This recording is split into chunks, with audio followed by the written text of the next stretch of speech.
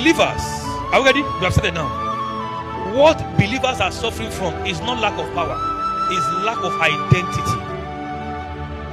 Can I go deeper? What this earth is suffering from is not power. What this earth is suffering from are believers that doesn't know who they are.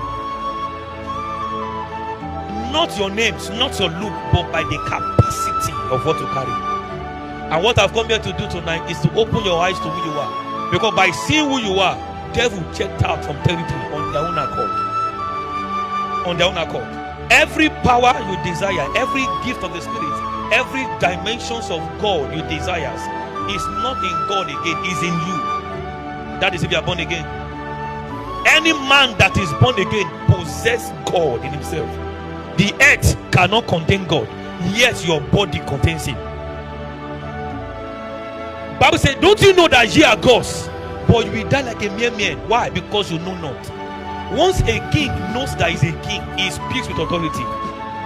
But a king that doesn't know that he's a king will start living like a slave. Shout identity.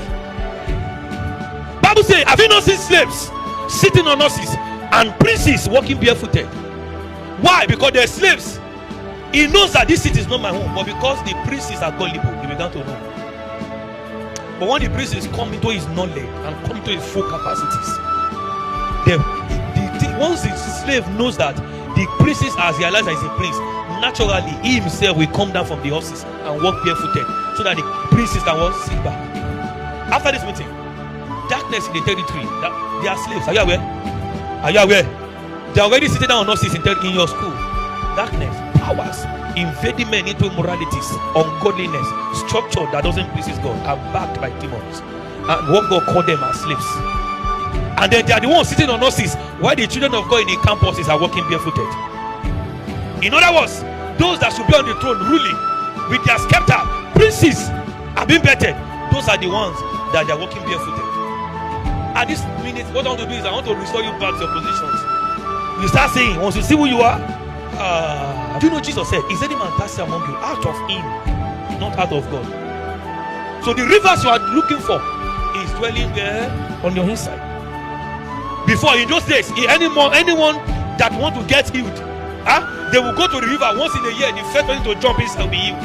But this time I can go look that how can people be going to the river once in a year? And the healing is only for one person. Let me carry this river from the physical locations and put it on your inside. And this time around, it will not be once in a year. It is any time, any day that anybody that meets you will be healed.